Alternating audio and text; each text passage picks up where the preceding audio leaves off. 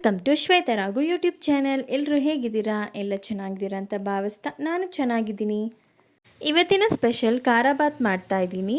ಎಲ್ಲ ಯಾವಾಗಲೂ ಒಂದೇ ಥರ ಉಪ್ಪಿಟ್ಟು ಮಾಡ್ಕೊಳ್ಳೋದ್ರ ಬದಲು ಈ ಥರ ಖಾರ ಬಾತ್ ಡಿಫ್ರೆಂಟಾಗೂ ಇರುತ್ತೆ, ಯುನೀಕಾಗೂ ಇರುತ್ತೆ. ಮತ್ತು ಎಲ್ಲ ಮಕ್ಕಳಿಂದ ಹಿಡಿದು ಎಲ್ಲ ಏಜವರು ಇಷ್ಟಪಟ್ಟು ತಿಂತಾರೆ ಡಿಫ್ರೆಂಟಾಗಿದ್ದರೆ.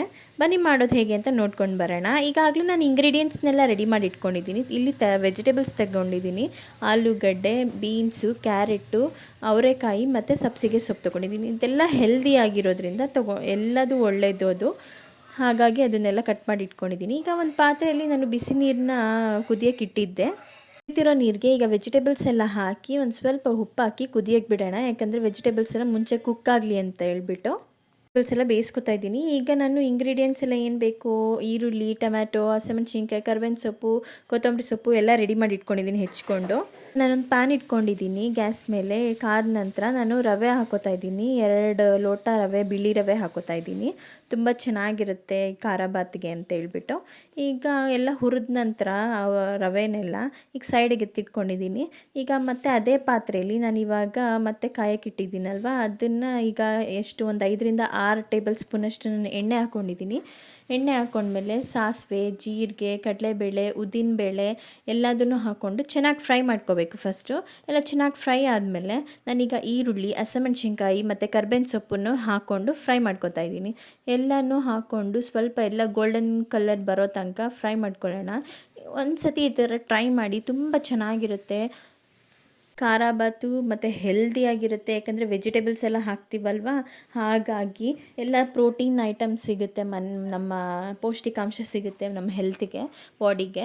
ನೋಡಿ ಇವಾಗ ನಾನು ಈ ಟೊಮೆಟೊ ಹಾಕ್ಕೊಂಡಿದ್ದೀನಿ. ಉದ್ದುದಕ್ಕೆ ಹೆಚ್ಚಿಟ್ಕೊಂಡಿರೋಂಥ ಟೊಮೆಟೊನೂ ಹಾಕ್ಕೊಂಡು ಫ್ರೈ ಮಾಡ್ಕೊತಾ ಇದ್ದೀನಿ. ಅದನ್ನೆಲ್ಲ ಸ್ವಲ್ಪ ಸಾಫ್ಟ್ ಆಗಬೇಕು ಟೊಮೆಟೊ ಹಾಕಿರೋದ್ರಿಂದ. ಈಗ ನಾನು ಜೊತೆಗೇ ವೆಜಿಟೇಬಲ್ಸ್ ಎಲ್ಲ ರೆಡಿ ಮಾಡಿ ಇಟ್ಕೊಂಡಿದ್ದೀನಲ್ವ, ಕುದಿಸಿ ಬೇಯಿಸ್ಕೊಂಡು ಇಟ್ಕೊಂಡಿದ್ದೀನಲ್ವ, ಅದನ್ನು ಹಾಕ್ಕೋತಾ ಇದ್ದೀನಿ. ಹಾಕ್ಕೊಂಡು ಚೆನ್ನಾಗಿ ಫ್ರೈ ಮಾಡ್ಕೋಬೇಕು. ಚೆನ್ನಾಗಿ ಫ್ರೈ ಮಾಡ್ಕೊಂಡ್ಮೇಲೆ ನಾನು ಸಬ್ಸಿಗೆ ಸೊಪ್ಪು ಹಾಕ್ಕೋತಾ ಇದ್ದೀನಿ. ಸಬ್ಸಿಗೆ ಸೊಪ್ಪು ಹಾಕ್ಕೊಂಡು ಎಲ್ಲ ಜೊತೆಗೆ ಎಲ್ಲದನ್ನು ಒಟ್ಟಿಗೆ ಫ್ರೈ ಮಾಡ್ಕೋತಾ ಇದ್ದೀನಿ. ಮಿಕ್ಸ್ ಆಗಬೇಕಲ್ವ ಈರುಳ್ಳಿ ಅವೆಲ್ಲ, ಟೊಮ್ಯಾಟೊ, ಹಾಗಾಗಿ ಎಲ್ಲ ಮಿಕ್ಸ್ ಮಾಡ್ಕೋತಾ ಇದ್ದೀನಿ. ಈಗ ರುಚಿಗೆ ತಕ್ಕಷ್ಟು ಉಪ್ಪು ಹಾಕ್ಕೋತಾ ಇದ್ದೀನಿ. ಅರಶಿನದ ಪುಡಿ ಒಂದು 1/4 ಚಮಚದಷ್ಟು ಹಾಕ್ಕೊಂಡು ಈಗ ನಾನು ವಾಂಗಿಬಾತ್ MTR ವಾಂಗಿಬಾತ್ ಪೌಡರ್ನ ಹಾಕ್ಕೋತಾ ಇದ್ದೀನಿ. ಒಂದು 10 ರೂಪೀಸ್ ಪ್ಯಾಕೆಟ್ ಬರುತ್ತಲ್ವ, ಅದನ್ನು ಒಂದು ಪ್ಯಾಕೆಟ್ ಹಾಕ್ಕೊಂಡಿದ್ದೀನಿ ನಾನೀಗ.